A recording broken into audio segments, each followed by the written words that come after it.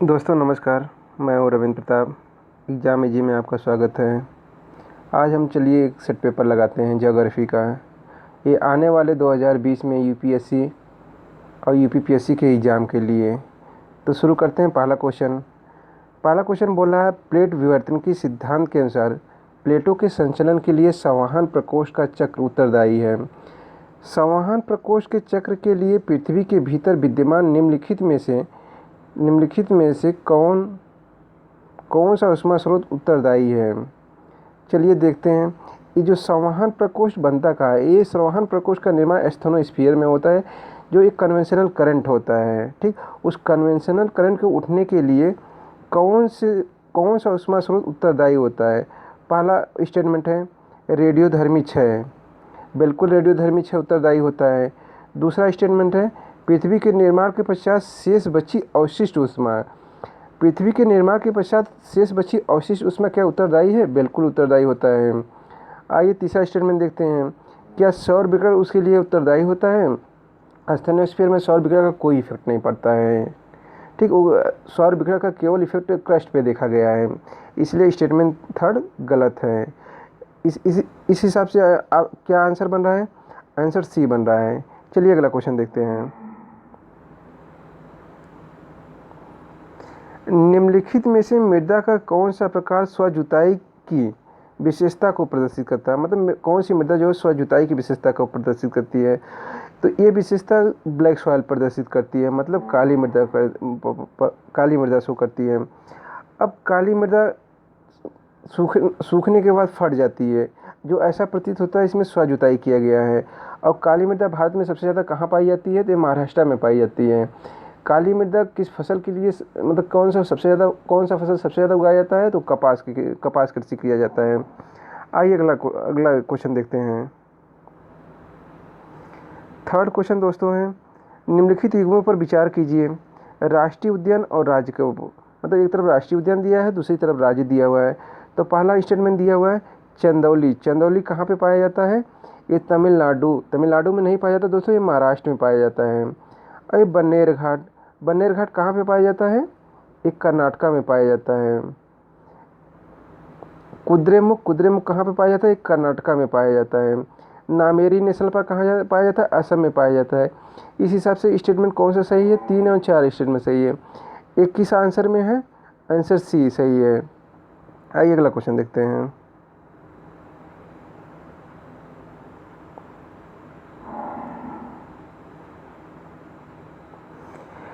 किस क्षेत्र का जल अपवाह प्रतिरूप निम्नलिखित में से किन कारकों पर निर्भर करता है?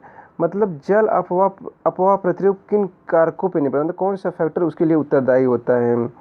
तो पहला है भूवैज्ञानिक समयावधि। क्या भूवैज्ञानिक समयावधि उसके लिए उत्तरदायी होता है? बिल्कुल उत्तरदायी होता है। दूसरा है शैलों की संरचना। ठीक, शैलों की संरचना उत्तरदायी होता है? नहीं, बिल्कुल उत्तरदायी होता है। नदियाँ सॉफ्ट रॉक में अपना स्थान मार्ग बना लेती हैं, लेकिन हार्ड रॉक में वो विचलित हो जाती हैं। तीसरा स्टेटमेंट है जल प्रवाह की मात्रा उत्तरदायी होता है? बिल्कुल उत्तरदायी होता है। चौथा स्टेटमेंट है प्रवाह की औधिकता। क्या प्रवाह की औधिकता उत्तरदायी होता है? हाँ, बिल्कुल प्रवाह की औधिकता उत्तरदायी होता है। इस हिसाब से कौन सा आंसर बना है? पहला स्टेटमेंट, दूसरा, तीसरा, चौथा, चारों स्टेटमेंट सही है। तो ये स्टेटमेंट डी, मतलब आंसर डी बन रहा है। आइए अगला क्वेश्चन देखते हैं।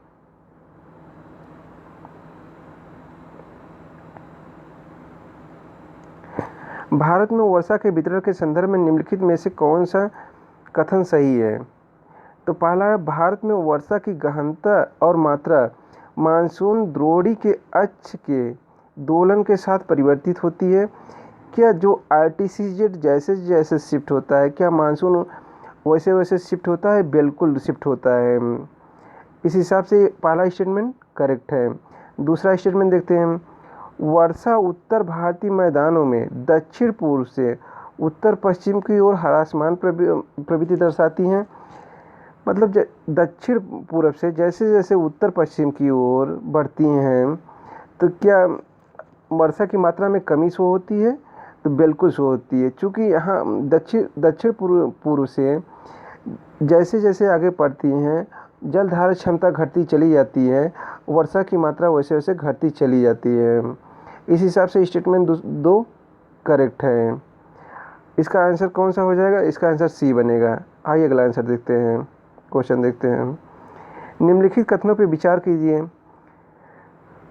भ्रंशोद पर्वत के निर्माण भूप्रपट्टी के भ्रंशन से होता है। मतलब भ्रंशोद पर्वत का निर्माण कैसे होता है? जब प्लेट में तनाव मूलक बल के कारण ये प्लेट फट जाती हैं, तो यही कहते हैं भ्रंशोद पर्वत का निर्माण होता है। ठीक। और दूसरा स्टेटमेंट बोल रहा है फ्रांस में वासजेस पर्वत और भारत में विंध्य पर्वत भ्रंशोद पर्वत के उदाहरण हैं। तो फ्रांस का वासजेस पर्वत तो भ्रंश पर्वत का उदाहरण है, लेकिन भारत का विंध्य पर्वत भ्रंशोद पर्वत का उदाहरण नहीं है। इस हिसाब से कौन सा आंसर होगा? इस हिसाब से पहला स्टेटमेंट तो करेक्ट है। इस हिसाब से आंसर बनेगा आपका ये पहला 6 का ये। आइए अगला क्वेश्चन देखते हैं। ये रहा आपका 7वां क्वेश्चन। 7वां क्वेश्चन दोस्तों क्या बोला है? निम्नलिखित में से कौन सी स्टेपी प्रकार की जलवायु की विशेषता नहीं है? पहली बार इसमें देखिए नहीं पूछ रहा है कौन सी विशेषता नहीं है। अब पहले हम स्टेपी प्रकार की जलवायु के बारे में बता देते हैं। जो स्टेपी एक शुष्क घास भूमि होता है जो शीतोष्ण जलवायु में पाया जाता है, मतलब उष्ण नहीं, और पोलर रीजन पे में शीतोष्ण पाया जाता है, मतलब उष्ण और शीत के मध्य में पाया जाता है। इस प्रकार की जलवायु जिसे स्टेपी जलवायु कहते हैं। अब पहला स्टेटमेंट देखते हैं। उत्तरी गोलार्ध में केवल महाद्वीपीय घास भूमियाँ पाई जाती हैं। क्या उत्तरी गोलार्ध में केवल महाद्वीपीय घास भूमियाँ पाई जाती हैं? बिल्कुल पाई जाती हैं। स्टेटमेंट पहला सही है। दक्षिणी गोलार्ध के क्षेत्रों में समुद्री प्रभाव के कारण वर्षा पर्यंत वर्षा होती है। मतलब दूसरा स्टेटमेंट जो बोल रहा है दक्षिणी गोलार्ध में क्षेत्रों में समुद्री प्रभाव के कारण वर्षा पर्यंत वर्षा होती है। तो दोस्तों दक्षिणी गोलार्ध में मतलब कि समुद्र का स्टेपी जलवायु तो प्रभाव होता है, लेकिन वहाँ जो वर्षा होती है वो नवंबर, दिसंबर, जनवरी, फरवरी में होती है, लेकिन जून, जुलाई, अगस्त में वहाँ पे वर्षा नहीं होती है। इस हिसाब से ये स्टेटमेंट गलत हुआ। तीसरा स्टेटमेंट देखते हैं। चिनकू स्विट्जरलैंड में प्रवाहित उष्ण पवन है जो कठोर शीत ऋतु में राहत प्रदान करती है। दोस्तों अगर चिनकू बात कर लेते हैं, चिनूक की बात कर लेते हैं, तो चिनूक ये स्विट्जरलैंड में नहीं बात, वो उत्तरी अमेरिका में प्रवाहित होती है। वो भी रॉकी पर्वत के पूर्वी ढाल के किनारे प्रवाहित होती है। इस हिसाब से स्टेटमेंट थर्ड भी गलत है। इस हिसाब से आंसर क्या हो जाएगा? इसका आंसर बी बनेगा। दोस्तों आगे बढ़ते हैं।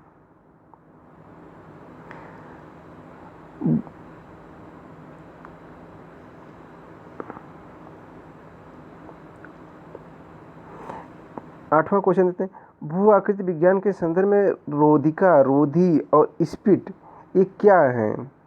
ये पहला जो ऑप्शन है लहरों और धाराओं की क्रिया में से निर्मित निक्षेपणात्मक भू आकृति, पवनों की क्रिया से निर्मित अपरदनात्मक भू आकृति। सी ऑप्शन है लहरों और धाराओं की क्रिया से निर्मित अपरदनात्मक भू आकृति। डी ऑप्शन है पवन की क्रिया से निर्मित निक्षेपणात्मक आकृतियाँ। तो इसका दोस्तों कौन सा आंसर होगा?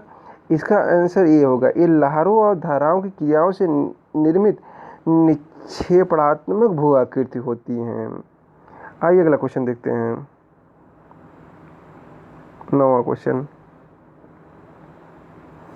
अंडमान और निकोबार द्वीप समूह के संदर्भ में निम्नलिखित कथनों पर विचार कीजिए। पहला कथन है अंडमान और निकोबार द्वीप समूह 10 डिग्री चैनल द्वारा पृथक होते हैं। ये अंडमान और ये निकोबार ये 10 डिग्री चैनल द्वारा पृथक होते हैं, बिल्कुल पृथक होते हैं। दूसरा, ये द्वीप समूह समुद्र में जलमग्न पर्वतों के उत्थित भाग होते हैं, बिल्कुल जो जलमग्न पर्वतों के उत्थित भाग हैं। थर्ड स्टेटमेंट है अंडमान और निकोबार द्वीप समूह में स्थित बैरन द्वीप समूह भारत की एकमात्र सक्रिय ज्वालामुखी है।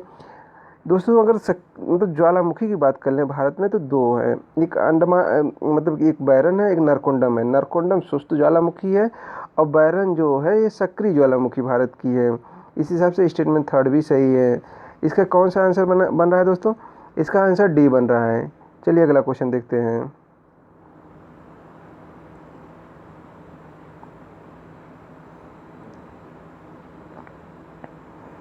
निम्नलिखित स्थलों को भारत में वर्षा की परिवर्तिता के आरोही क्रम में व्यवस्थित कीजिए। ये देखिए दोस्तों, परिवर्तिता वो पूछ रहा है। अब हम परिवर्तिता के बारे में आपको बता देना चाहते हैं। जो परिवर्तिता होती है मतलब CV जो होता है, ये वर्षा की मात्रा के व्युत्क्रमानुपाती होता है। मतलब वर्षा की मात्रा जितना कम होगी, परिवर्तिता उतना अधिक होगा। अब देखते हैं पश्चिमी घाट में। पश्चिमी घाट में वर्षा की मात्रा ज़्यादा होती है, इसलिए परिवर्तिता यहाँ पे कम होगा। और उसके बाद हम पंजाब के मैदान की बात कर लेते हैं। पश्चिमी घाट से थोड़ा कम यहाँ पे होता है वर्षा, तो यहाँ पे उससे थोड़ा सा ज़्यादा परिवर्तिता होगी। और थार के मरुस्थल की बात करते थे, यहाँ पे उससे भी कम वर्षा होती है, यहाँ पे उससे ज़्यादा परिवर्तिता होगी। इस हिसाब से इसका आंसर क्या बनेगा? मतलब पश्चिमी घाट में सबसे कम परिवर्तिता, पंजाब में उससे ज़्यादा, और थार के मरुस्थल में उससे ज़्यादा है। मतलब 1, 3, 2 बी ऑप्शन बन रहा है दोस्तों। आइए अगला क्वेश्चन देखते हैं। अगला क्वेश्चन है, भारतीय जलवायु के संदर्भ में अक्टूबर हीट संदर्भित करता है। मतलब अक्टूबर हीट क्या है? पहला आंसर है पूर्वी प्रायद्वीप भारत में अत्यधिक वर्षा वाली अवधि के कारण उत्पन्न ऊष्मा। मतलब पूर्वी प्रायद्वीप भारत में अत्यधिक वर्षा वाली अवधि के कारण उत्पन्न ऊष्मा। ये कोई स्टेटमेंट बन नहीं रहा है, कोई आंसर बन नहीं रहा है। और दूसरा है मानसून के निवर्तन के दौरान उत्पन्न उष्ण और आर्द्र स्थितियाँ। ये बी ऑप्शन रहा। आइए सी ऑप्शन देते हैं। मेघ आच्छादित आकाश और परिणाम स्वरूप उत्तरी मैदानी भाग में उत्पन्न तापमान की विलोमता। ये कोई मतलब नहीं है स्टेटमेंट का। फसलों के अवशेष जलाने के कारण एक वो डी वाला वैसे नहीं ऑप्शन बन रहा है। इस हिसाब से इसका कौन सा आंसर सही है? बी ऑप्शन सही है। आइए अगला क्वेश्चन देखते हैं।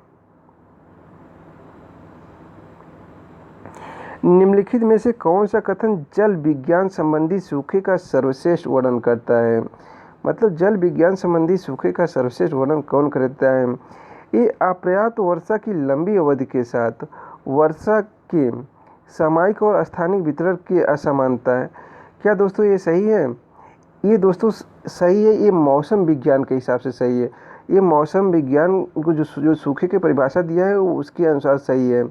लेकिन यहाँ पे क्या पूछ रहा है? जल विज्ञान संबंधी सूखे, जो जल विज्ञान से संबंधित है। आइए बी ऑप्शन देखते हैं। जल भंडार और जलाशयों के जल की उपलब्धता में अत्यधिक कमी। क्या ये सही है? बिल्कुल सही है। इस हिसाब से इसका आंसर क्या हो जाएगा? बी हो जाएगा। आइए आगे बढ़ते हैं।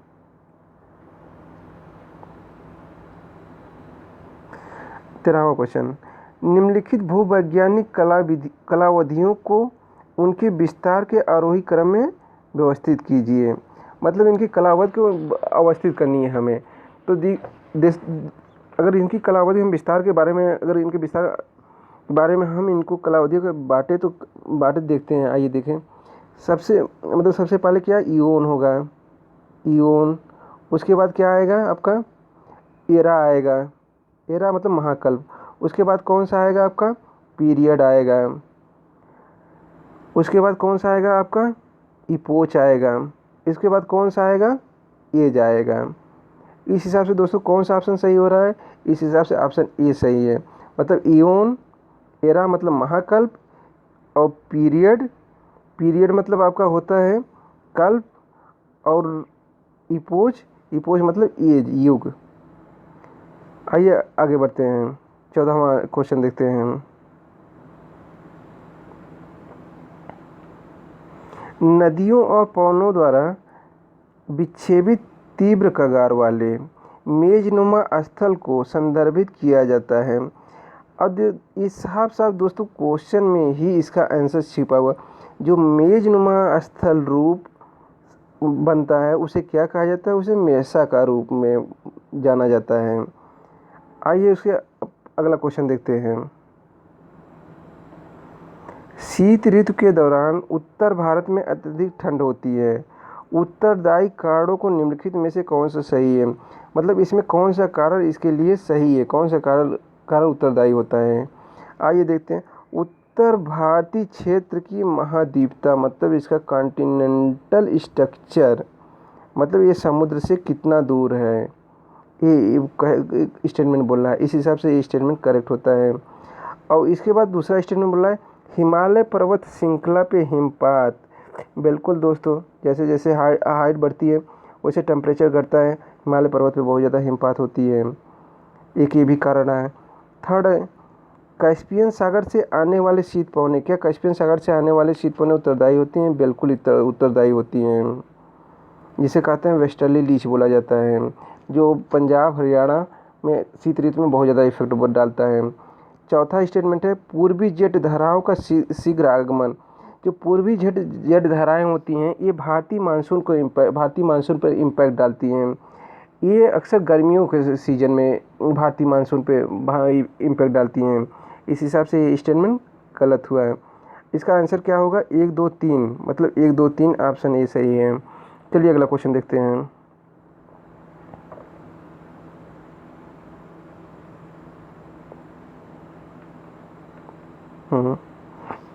सिक्सटीन क्वेश्चन, यह आर्द्र उष्णकटिबंधीय क्षेत्रों की विशिष्ट ऊर्ध्वगामी संवहनी धाराओं से संबंध गोलाकार शीर्ष और क्षैतिज आधार वाला ऊर्ध्वाधर मेघ है।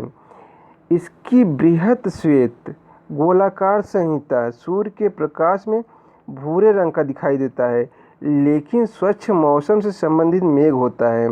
उपर्युक्त परिच्छेद में निम्नलिखित में से किस प्रकार के बादल का वर्णन किया जाता है? तो दोस्तों इसमें जो बोल रहा है इसके क्वेश्चन को ध्यान से पढ़िए।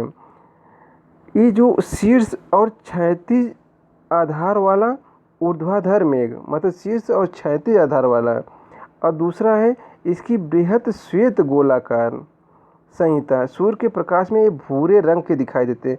तो भूरे रंग का कौन सा बादल दिखाई देता है? एक कपासी मेघ होता है। जो पच्छा मेघ होता है एक घोड़े की पूंछ के आकार का होता है, ठीक। और उसके बाद वर्षा स्तरीय मेघ होता है, एक गहरे धूसर रंग का होता है। और जो कपासी वर्षा मेघ होता है एक काली और श्वेत रंग का होता है। इस हिसाब से दोस्तों कौन सा ऑप्शन बन रहा है? ऑप्शन बी बन रहा है। चलिए अगला क्वेश्चन देखते हैं।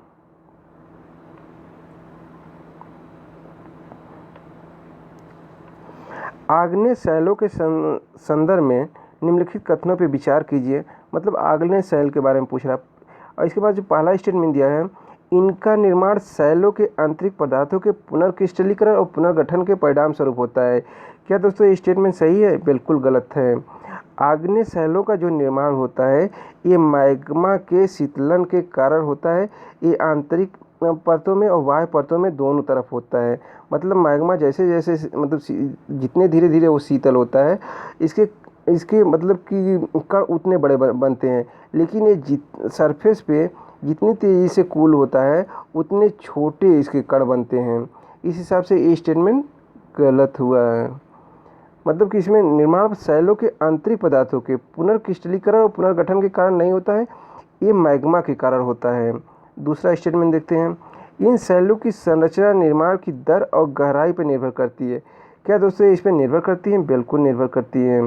ग्रेबो और पेग्माटाइट आग्नेय शैलों की श्रेणी में संबंधित है। बिल्कुल सही है। ग्रेबो और पेग्माटाइट इसी के श्रेणी में शामिल हैं। इस हिसाब से कौन सा आंसर बना? सी बना। आइए अगला क्वेश्चन देखते हैं। क्वेश्चन 18, निम्नलिखित में से कौन सा पश्चिमी घाट में मलबा अवधाव मतलब डेब्रिज अवलांचेस के बारे में और भूस्खलन के कारण है? मतलब पश्चिमी घाट में मलबा और मतलब डेब्रिज अवलांचेस और लैंडस्लाइड के कारण है। क्या क्या कारण हैं दोस्तों? तो इसमें हमें देखना है। आइए देखते हैं। यह विवर्तनिकी रूप से अधिक सक्रिय और असंपीड़ित निक्षेप से निर्मित है। अब इसमें ये बोल रहा है क्या ये प्लेट मतलब टेक्टोनिक रूप से एक्टिव है? नहीं दोस्तों, ये टेक्टोनिक रूप से एक्टिव नहीं है। टेक्टोनिक रूप से जो भारत में एक्टिव है वो हिमालय एक्टिव है, लेकिन ये टेक्टोनिक स्टेबल है। इस हिसाब से ये ऑप्शन आपका स्टेटमेंट गलत हुआ। आइए दूसरा स्टेटमेंट देखते हैं। इस क्षेत्र में तापमान परिवर्तन के कारण यांत्रिकी अपक्षय सुस्पष्ट है। बिल्कुल दोस्तों, यहाँ पे तापमान परिवर्तन के कारण यहाँ पे मैकेनिकल अपक्षय सुस्पष्ट है, बिल्कुल स्पष्ट है। यहाँ अल्पावधि में अत्यधिक वर्षा होती है, बिल्कुल होती है, यहाँ अल्पावधि अत्यधिक वर्षा होती है। इस हिसाब से इसका आंसर क्या बन रहा है दोस्तों? सी बन रहा है। आइए अगला क्वेश्चन देखते हैं।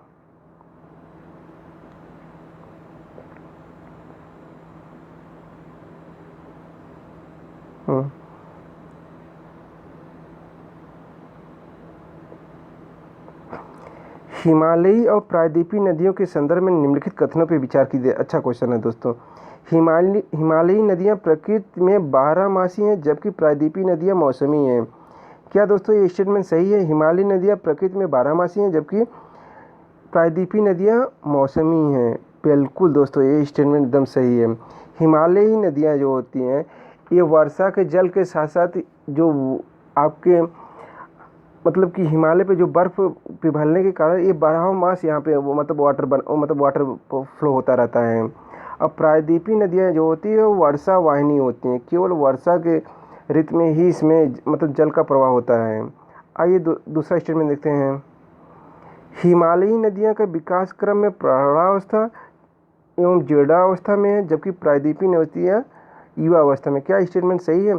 देखो दोस्तों, जो हिमालय का निर्माण हुआ है वो नवीन वलित पर्वत के रूप में निर्माण हुआ है। ठीक, वो नवीन वलित, वहाँ से निकलने वाली नदियाँ भी एकदम मतलब कि युवा अवस्था में है। इस हिसाब से ये स्टेटमेंट गलत हुआ है। जो प्रायद्वीपीय नदियाँ हैं ये बहुत पुराने काल की बनी हुई हैं। इस हिसाब से ये प्रौढ़ावस्था और जीर्णावस्था को शो करती हैं। जबकि तीसरा स्टेटमेंट देखते हैं। प्रायद्वीपीय नदियों के विपरीत हिमालयी नदियाँ मैदानी भागों में विसर्पण गतिविधियाँ प्रदर्शित करती हैं। हिमालयी नदियों मतलब प्रायद्वीपीय नदियों के विपरीत हिमालय नदियाँ मैदानी भागों में क्या विसर्पण गतिविधियाँ प्रदर्शित करती हैं? बिल्कुल दोस्तों, प्रदर्शित करती हैं। इस हिसाब से इसका स्टेटमेंट क्या हुआ? जो प्रायद्वीपीय नदियाँ हैं ये पठार से बहती, ये कठोर पठार की चट्टानों से बहती, इसलिए ये विसर्पण नहीं बनाती हैं।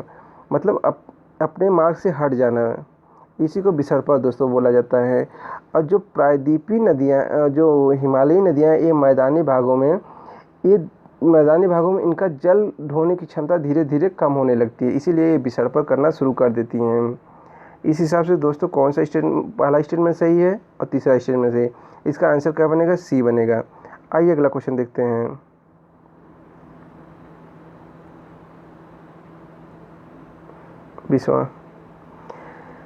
भारतीय मानसून के संदर्भ में निम्नलिखित में से कौन सा एक दक्षिण दोलन का उचित वर्णन करता है?